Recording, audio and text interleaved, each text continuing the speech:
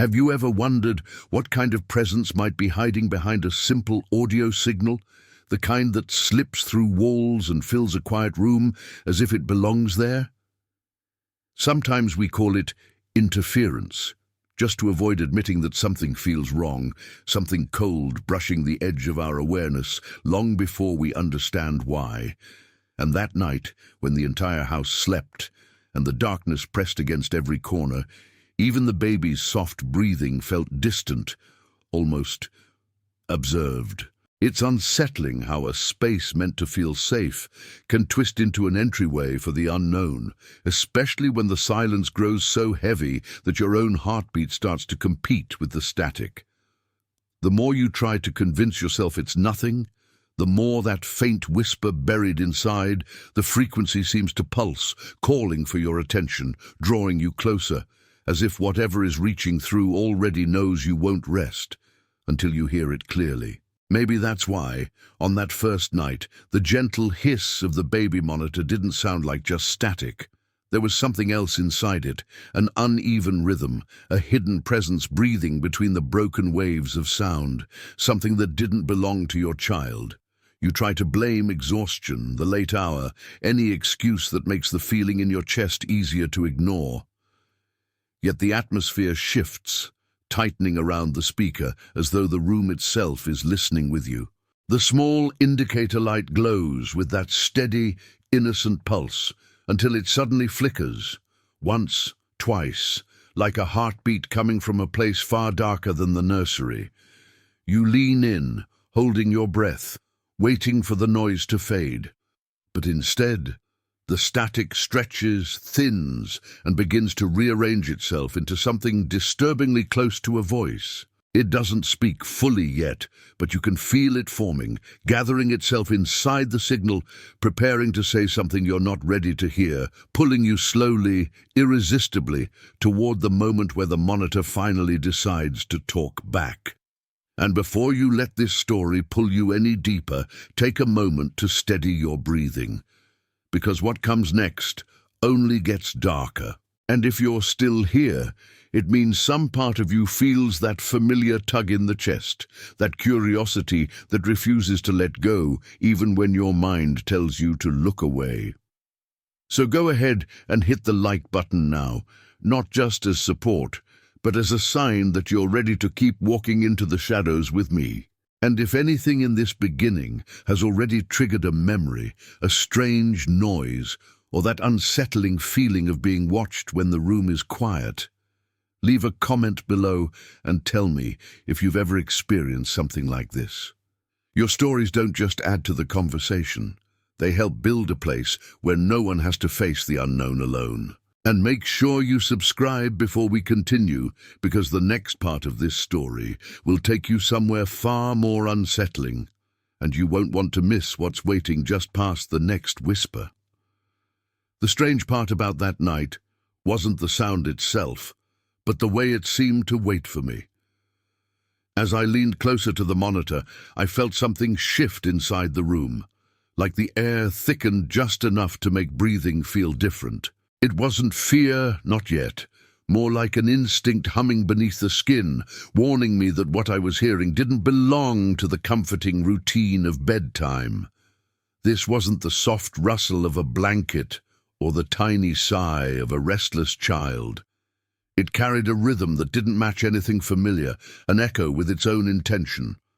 And the deeper I listened, the more I felt as though someone, or something, was listening back through that same thin thread of static. I told myself it was nothing, just the brain playing tricks in the quiet, but the silence after the whisper felt too heavy, too intentional, as if the darkness inside the nursery wasn't empty at all. I remember taking a step back, hoping distance would make it feel less real, but instead it amplified the wrongness that had settled across the house. The hall felt longer, the shadows thicker, the ordinary shape of the doorframe suddenly strange in the corner of my vision. The baby monitor kept humming, low and steady, like a breath that didn't belong to either of us. Every part of me wanted to turn it off, just for a moment, just to clear my head, but something about the sound held me there, rooted to the spot, as if it were pulling my attention with quiet determination. And even though I couldn't make out words yet, I could sense a pattern forming inside the static, like someone choosing when to speak, testing the boundary between noise and meaning. I walked toward the nursery with slow steps, trying to convince myself I was being dramatic, that exhaustion could do strange things to perception.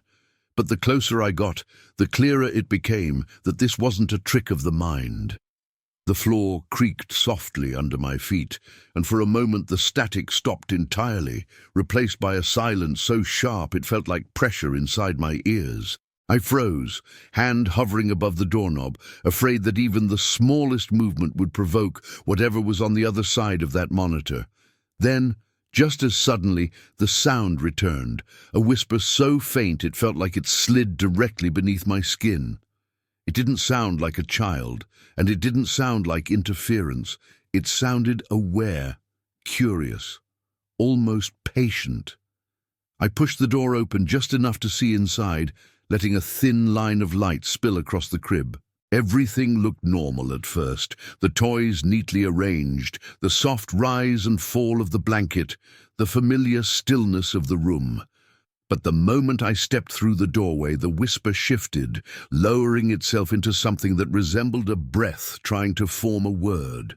I held still, listening, but I wasn't sure if I wanted to understand. The baby didn't stir. The air felt cold near the crib, colder than the rest of the house. And the monitor, sitting quietly on the nightstand, let out a sound that wasn't static anymore. It was softer, smoother, almost deliberate, like the beginning of a voice finding the right pitch to introduce itself. Before I could decide whether to grab the monitor or run from the room altogether, the whisper rose again, sharper this time, clearer, cutting through the stillness with a tone that felt far too close to speech. It wasn't speaking yet, but the intention was unmistakable, as though it was preparing itself, waiting for the perfect moment to cross whatever boundary it had been pressing against. And while a part of me wanted to pretend I misheard everything, another part already knew the truth. This wasn't the beginning of a malfunction. This was the beginning of something reaching out, learning, adjusting, getting ready to finally make itself heard. The moment that whisper tried to shape itself into something clearer, something closer to a voice, a chill moved through the house in a way I still struggle to explain. It wasn't the kind of cold you feel on your skin. It was the kind that settles inside the chest, the kind that makes your heartbeat sound too loud for the room you're standing in. I remember staring at the monitor as if it were suddenly alive, as if the faint glow on its surface held something more than circuitry and static. It felt wrong to look away, like whatever was forming inside that fragile signal wanted me to witness its first attempt at being understood.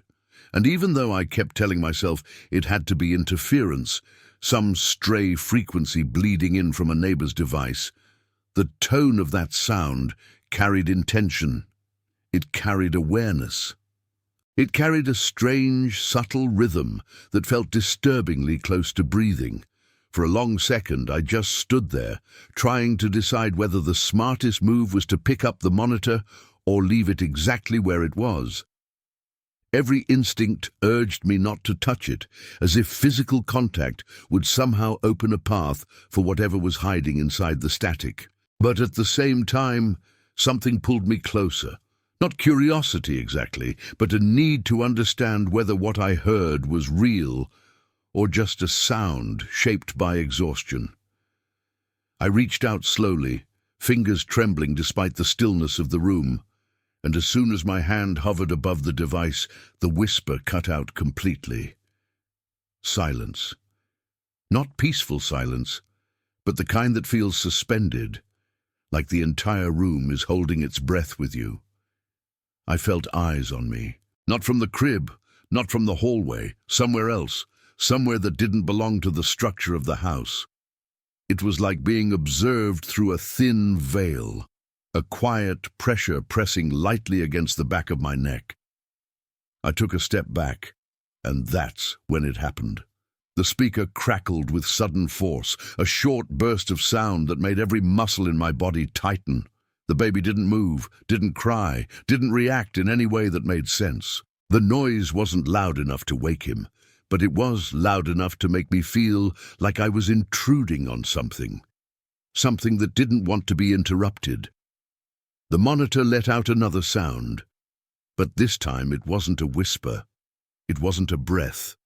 It was a soft, deliberate giggle. A child's giggle, but not my child's. It had the wrong pitch, the wrong cadence, the wrong kind of innocence. A giggle that felt practiced, like someone trying to mimic something they'd only heard from a distance. My stomach twisted instantly, and for a moment I genuinely forgot how to breathe. The room felt smaller, like the walls had shifted closer, compressing the space around me. I backed up until my shoulder hit the doorframe, and even then the sound didn't stop. It continued softly, lightly, as if whoever or whatever was behind it was amused by my reaction. I told myself to walk away, to turn off the monitor and leave the room, but my legs wouldn't move. I was anchored to the moment, caught between fear and disbelief.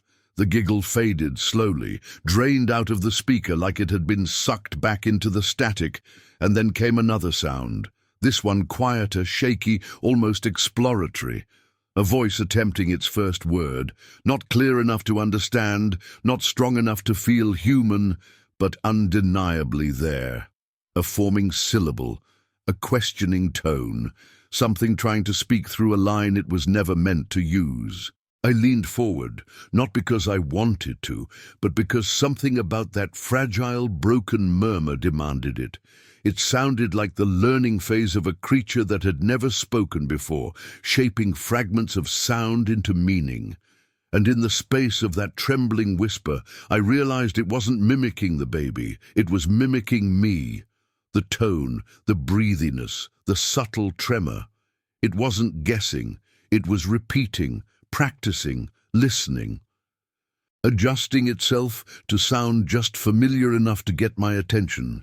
And then something slightly different, something that didn't feel human at all, pushed through the frequency. The moment that broken imitation of my own voice slipped through the speaker, something inside me tightened in a way I couldn't ignore anymore. It wasn't just wrong. It felt intentional, like whatever was hiding inside that fragile stream of static had finally figured out how to reach me. The sound trembled at first, almost shy, as if testing how far it could push its new shape before I pulled away. But instead of pulling back, I found myself leaning closer, drawn by a mix of fear and a strange, suffocating curiosity that made the room feel smaller with every passing second. The monitor sat still on the nightstand, glowing softly, looking fragile and harmless, while carrying something far from harmless. And beneath that tiny glow, I could swear I felt a presence breathing against the edges of the signal, molding itself with purpose. I whispered a quiet, "Hello," not because I expected an answer, but because the silence demanded something to break its hold. And when the answer came, it wasn't the crackle I expected. It wasn't static. It was a low, unstable echo of my own greeting, my voice, but broken, stretched, as though someone was replaying it from inside a cold, empty space. The sound vibrated through the monitor like a slow heartbeat, matching the trembling rhythm in my chest. Every instinct in me screamed that this wasn't possible, that baby monitors don't talk back, that interference can distort voices but not mimic them this precisely. Yet the echo continued, following the shape of my greeting, before dissolving back into a breathy hum. I stepped closer to the crib, expecting to see my child awake, maybe moving, maybe reacting, anything that would anchor me to a normal explanation. But he remained perfectly still, deeply asleep, untouched by the growing weight pressing down on the room. That was when I noticed something I hadn't before, the cold. A thin layer of it coated the air around the crib, not like a draft, but like standing next to an open freezer. The temperature in the hallway behind me was normal, soft, warm, But here in this room, everything felt a few degrees colder, as though something had slipped inside without opening a door. I reached out slowly, hovering my hand over the crib railing, and the temperature dropped even further the closer I moved toward the monitor. It was like following a trail, a path, a presence. Then the monitor crackled again. Not violently this time, but with a strange, pulsing rhythm, as if syncing itself to my breath. And layered beneath the hum came another sound, not a whisper, not an imitation, but something like a word forming through a throat that didn't exist. It stretched the syllable slowly, dragging it across the speaker with unnatural patience. I couldn't tell what it was trying to say, but it was clearer than before, more confident, as though it had practiced between each flicker of static. I swallowed hard, stepping back instinctively, but the sound followed me, adjusting its volume with unnerving precision. It felt like it wasn't just speaking, it was learning, analyzing the way I reacted, feeding off the tension building in the air. I stood frozen in the doorway, torn between the urge to flee and the fear that turning my back would give it permission to speak more clearly. The monitor flickered again, the tiny green light pulsing with slow determination, and then the voice tried once more. This time, it didn't sound like me. It didn't sound like any adult. It was smaller, tighter, almost childlike, like someone mimicking a baby too perfectly, shaping a tone that wasn't natural, but eerily accurate, as if it had been listening through the walls long enough to learn every cadence, every breath, every fragile sound a child makes. And yet there was something beneath it that betrayed the imitation, a hollow undertone, a faint echo that felt older, darker, like the voice wasn't coming from the monitor at all, but from somewhere behind it, somewhere deeper, somewhere that didn't belong to this world. I took a slow step backward into the hallway, thinking maybe distance would dull the sound, maybe break whatever fragile connection had formed. But the moment my foot crossed the threshold, the monitor emitted a sharp, clipped word, a single syllable, forced and uneven, but unmistakably aimed at me. It made my blood run cold, stopping me in place, pulling every bit of my attention back into that dark room like an invisible hook. And for the first time, I realized something that made the fear settle into something heavier, something real. It wasn't repeating random noises anymore. It wasn't practicing. It wasn't guessing. It knew my name. And it wanted me to hear it. Before we keep going, let me know you're here with me. Hit the like button if this pulled you in, and comment, "I'm still listening," so I know you didn't look away. And if you haven't yet, subscribe. The next part goes even deeper into what the monitor said next. The moment it spoke my name, everything inside the room seemed to shift in a single, silent motion, as if the house itself paused to listen. I didn't answer. I couldn't. My throat tightened so completely that even breathing felt like a struggle, and the air around me felt heavier than before, pressing against my chest with an invisible weight. I stared at the monitor, waiting, hoping that the sound had been nothing more than a hallucination stitched together by fear. But deep down, I already knew it wasn't. The way the speaker crackled after saying my name felt deliberate, almost satisfied, like whatever had finally crossed the threshold of sound was pleased with itself.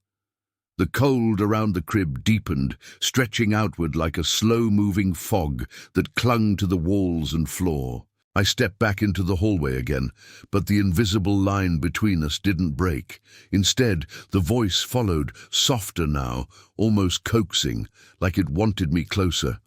A part of me wanted to rush in, grab my child, and run out of the house without looking back. But another part, the one frozen in place, felt an overwhelming sense of dread that if I moved too suddenly, if I touched anything, if I disrupted whatever was happening, the thing behind that voice would react. And not in a way I was prepared to witness. The faint light from the hallway stretched across the floor of the nursery, but it didn't seem to reach as far as it normally should.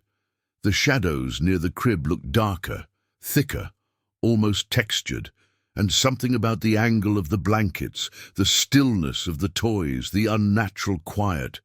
Everything felt staged, like a scene set up for me, waiting for me to make the wrong move. The monitor let out another small burst of static, and then the breathing returned, slow, close, too steady to be a child's. It grew louder, just slightly, and then softened again, as if the presence inside the signal was testing how much control it had over the sound. It wasn't random anymore. It was responding, adjusting. And then, in that trembling, unnatural rhythm, it spoke again. Not my name this time, something else. A word I didn't understand, stretched into a shape that didn't feel like human language.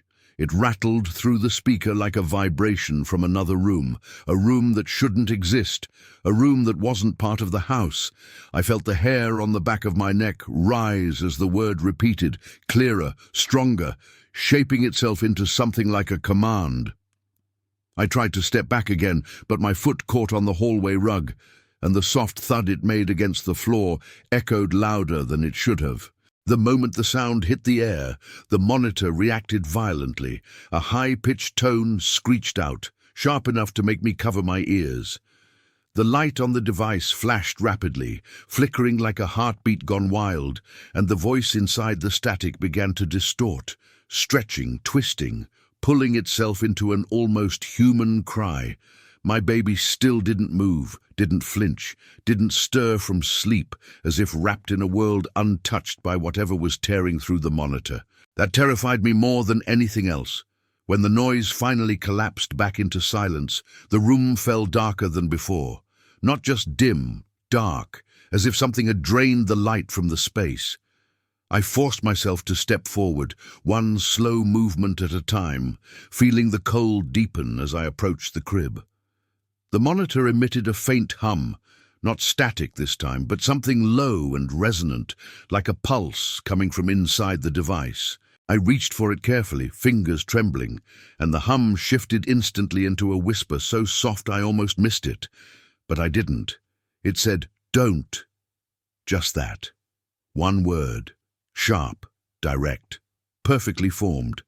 And it wasn't using my voice. It wasn't using a child's voice. It was using a stranger's, deep, hollow, and impossibly close.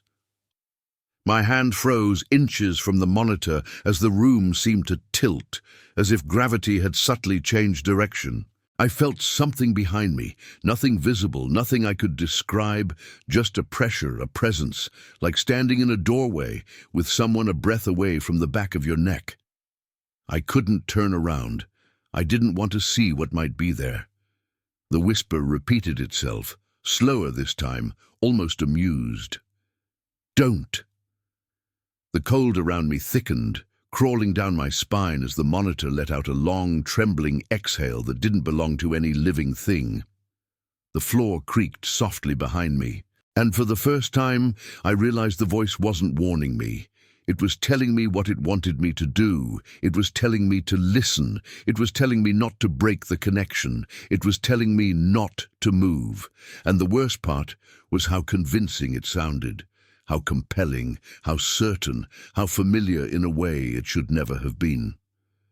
Before we go deeper into what happened next, take a breath and ground yourself.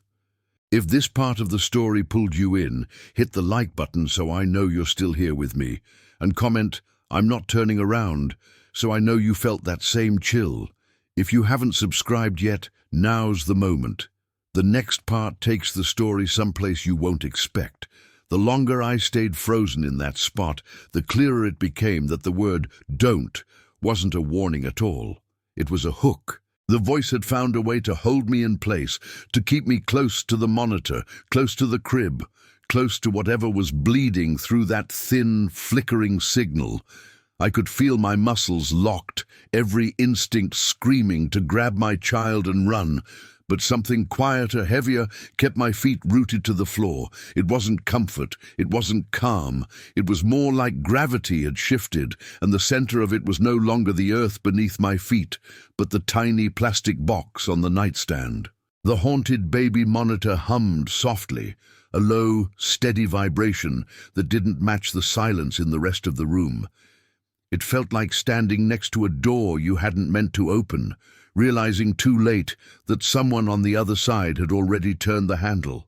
I forced myself to look away from the light and focus on the crib, on the one thing that should have mattered more than whatever voice was clawing its way through the static. My baby still slept soundly, face calm, breathing deep and steady, as if completely untouched by the supernatural presence pressing against the walls.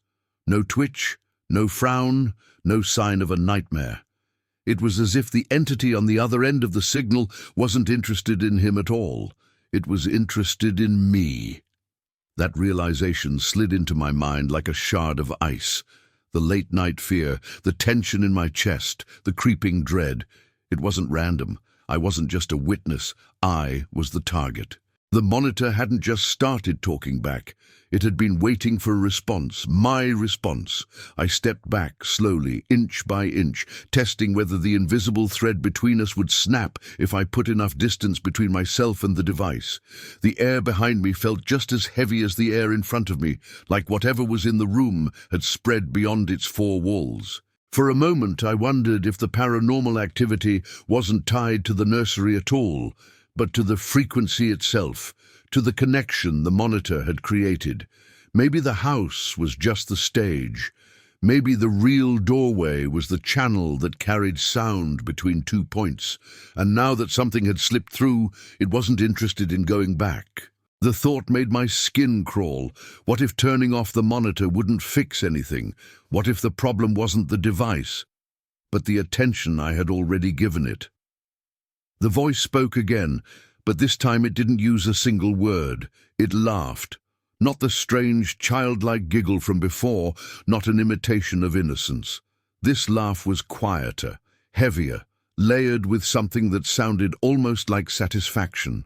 A slow exhale followed, dragging through the speaker like someone leaning closer to the microphone on the other side. I could almost picture it, even though I didn't want to. A shape pressed against the barrier of the signal, listening from the other side of an invisible glass, studying how I flinched, how I breathed, how I reacted when it tried on different tones and voices. The haunted baby monitor wasn't just making noise. It was learning me, memorizing me, and the more I listened, the more that connection deepened. That was when a new fear settled into my mind, one that reached beyond this one room, this one night. If this thing was tied to the signal and not the house, then leaving might not change anything. I could move the monitor, throw it away, destroy it, but the path had already been opened. The presence had already stepped through. If it could mimic my voice, my words, my breathing, what else could it carry? What if it could travel through other frequencies, other devices, other rooms where people sat in the dark listening to harmless static? The thought of someone else picking up a monitor, a radio, a cheap baby cam, and hearing that same slow voice testing their name made my stomach twist. It didn't feel like an isolated haunting anymore.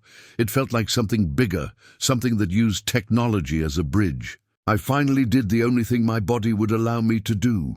I backed out of the room, eyes still locked on the monitor, and pulled the door almost shut, leaving just a narrow slit where the light from the hallway spilled inside. The second the gap narrowed, the voice on the other side changed. The static rose, angry, crackling with a new sharpness, like claws scraping at glass. The device popped once, like a tiny surge of electricity, and then the whisper shot through again, urgent, faster, as if afraid of losing its grip. I didn't catch all the words, but I heard enough to make my blood freeze. It didn't just repeat, "Don't." It added something else, something that felt less like a warning and more like a promise. "Don't leave."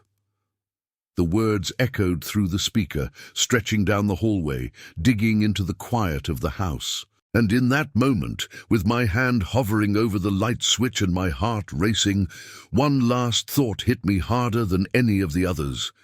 Maybe the baby monitor hadn't started talking back tonight. Maybe it had been trying for a long time, and tonight was just the first time someone finally stayed long enough to listen. If you're still here with me after all of that, It means this dark story hits something inside you too. Tap the like button so I know you didn't look away, and comment, "I heard it too," if you felt that presence through the words. And if haunted technology, creepy audio, and supernatural presence are your kind of nightmare fuel, make sure you subscribe, because this is only one story, and there are many more signals out there waiting to be answered. If you made it all the way here, maybe you felt something too. Maybe a part of this story echoed in a place you don't talk about when the lights are on. And if that's you, if something in the static of this tale brushed against your mind the same way it brushed against mine, then don't leave without joining this community. Hit the like button to keep the signal alive, and subscribe so you're here when the next story breaks through.